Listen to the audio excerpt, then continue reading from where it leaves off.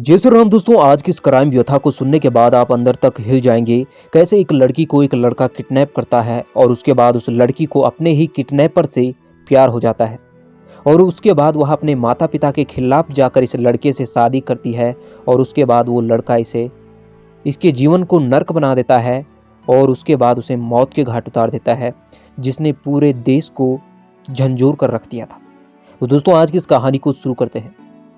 दोस्तों, रितिका नाम की एक लड़की गाजियाबाद में रहती थी, जिसकी उम्र 21 साल थी और उसके मम्मी पापा का नाम, माता का नाम मंजू और पिता का नाम सुरेंद्र सूरी था, जो एक जूते बनाने की फैक्ट्री में काम किया करते थे। और रितिका अक्सर अपनी नानी के घर जाया करती थी और उसी के नानी के घर के बगल में एक उनका पड़ोसी था, जिसका नाम आकाश गौतम था।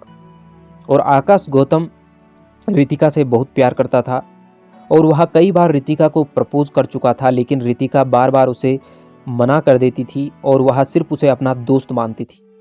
एक दिन रितिका गाजियाबाद में अपने घर में अकेली थी और उस समय अचानक से आकाश गौतम वहां पर पहुंचता है और रितिका को वह अपनी गाड़ी में ज़बरदस्ती अपनी गाड़ी में बैठा देता है, उसे किडनैप कर देता है और 7 दिनों तक रितिका गायब थी।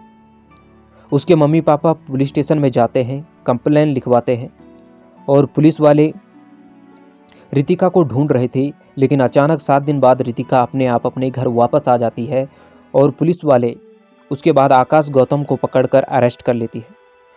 और पुलिस के पास जाकर रितिका आकाश गौतम को छुड़ा देती है और कहती है कि मैं इसके साथ अपनी मर्जी से गई थी, और यह देखकर पुलिस वाले भी इसे छोड़ देते हैं। तो दोस्तों, जब रितिका वापस अपने घर आती है आकाश को पुलिस के चंगुल से छुड़ाकर, तो उसके मम्मी पापा उसे डांटते हैं, उसको बोलते हैं तुझे क्या हो गया है, उसने तुझे किडनैप किया था। लेकिन रितिका बोलती है कि उसने मुझे भले ही किडनैप किया था, लेकिन 7 दिनों तक मैं उसके साथ रही, लेकिन वह बहुत अच्छा लड़का है। वो चाहता तो मेरे साथ कुछ भी कर सकता था, लेकिन उसने ऐसा वैसा कुछ भी नहीं किया। वो मुझे बहुत प्यार करता है और उसकी अब रेलवे में नौकरी लगने वाली है। उसने कहा है कि उसका पेपर क्लियर हो गया है और अब उसको रेलवे में नौकरी लगने वाली है। और उसने रितिका का पूरा दिमाग अपने कब्जे में कर रखा था और रितिका अपने मम्मी पापा के खिलाफ जाकर बार बार अपने मम्मी पापा से कहती थी कि उससे शादी करनी। 2014 में रितिका के मम्मी पापा उस आकाश गौतम से रितिका की शादी करवा देते हैं और शादी के बाद रितिका को इस गौतम ने बताया था कि उसकी रेलवे में नौकरी लग चुकी है और वह रेलवे में एक छोटा कर्मचारी है। रितिका यही समझ रही थी और ये रोज अपने घर से बाहर निकलता था, लेकिन यह कहीं नहीं जाता है, एक दुकान में जाकर चाय पिया करता था सिर्फ।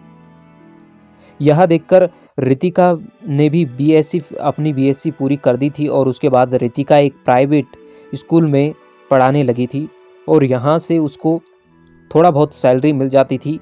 और जब उसने अपने पति पे उसे शक हुआ, तो एक दिन उसने अपने पति का पीछा किया तो उसे पता चला कि उसका पति एक चाय की टपरी में आकर बैठ जाता है, दिन भर यहीं पर रहता है।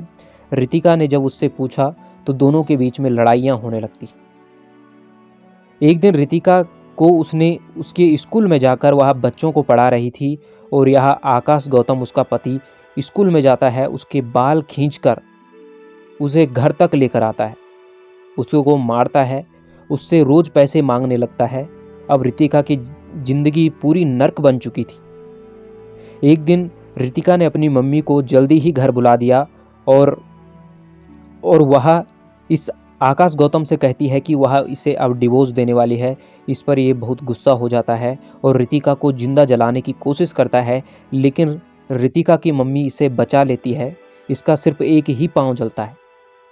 उसके बाद रितिका इधर उधर अलग अलग जगहों पर किराए पर रहने लगी, इधर उधर घर बदला करती थी, इस आकाश गौतम से दूर रहने लगी।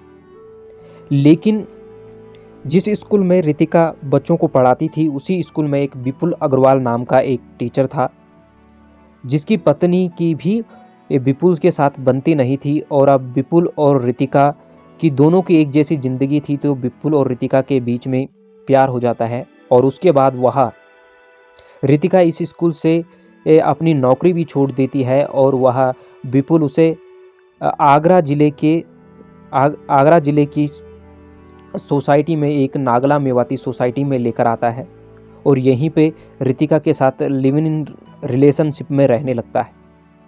और इस समय रितिका इंस्टाग्राम पे अपनी वीडियो बनाती थी और वह फेमस होने लग गई।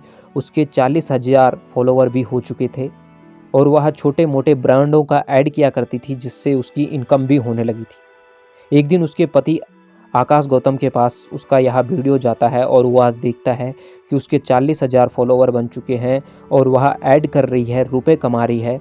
उसके बहुत गुस्सा आता है और वह एक दिन पता करते करते इसी सोसाइटी में पहुंच जाता है और वह अपने साथ 2 महिलाओं को लेकर और 2 लड़कों को लेकर जाता है, जिनमें 2 महिलाओं का नाम काजल और एक का नाम कुसुम था। और जो 2 लड़के उसके साथ थे, उसका नाम, एक का नाम चेतन था और एक का नाम अनवर था। इन चारों को साथ वह चौथे फ्लैट पे जाता है जहाँ पे रितिका रहती थी और वह दरवाज़ा खटखटाते हैं तो ये चारों, यानी ये पांचों, उनके साथ आकाश भी था, पांचों लोग अंदर घुसते हैं। वहाँ पे विपुल अग्रवाल और रितिका थी। इन दोनों को बजाते हैं, दोनों को पीटते हैं। विपुल अग्रवाल को तो ये अंदर बाथरूम में बंद कर देते हैं, लेकिन ये जो आकाश गौतम रहता है, रितिका का पति, वह उसके दोनों हाथों को बांध देता है और अपने कंधे में उठाता है और बालकनी में लेकर आता है और चौथी मंजिल से नीचे फेंक देता है, जिसके कारण रितिका नीचे गिरती है। आकाश गौतम इतना नीच गिर चुका था कि उसने चौथी मंजिल से अपनी पत्नी को नीचे फेंका। विपुल अग्रवाल तब तक बाथरूम की खिड़की तोड़कर बाहर आ चुका था और वह चिल्ला रहा था और यह पांचों वहां से सोसाइटी से भाग रहे थे, लेकिन गार्ड ने तब तक गेट बंद कर दिया। पुलिस यहां पर पहुंची, इन सभी को गिरफ्तार करती है, लेकिन अब तक रितिका जहां पे गिरी थी वहां पे नीचे जमीन पे भी एक गड्ढा बन चुका था और रितिका मर चुकी थी और उसका प्रेमी जो विपुल अग्रवाल था, उसका रो रो कर बुरा हाल था। लेकिन इसके पीछे एक और मास्टरमाइंड भी थी, जो विपुल अग्रवाल था, उसकी पत्नी दीपाली। जब उसे पता चलता है कि विपुल अग्रवाल जो उसका पति है, उसका रितिका के साथ चक्कर चल रहा है, तो वह आकाश गौतम को उसकी पत्नी रितिका को मरवाने के लिए प्रेरित करती है और ये दोनों मिले हुए थे। तो दोस्तों फिर मिलेंगे ऐसा वीडियो के साथ, तब तक ले जय श्री राम, जय जय हनुमान।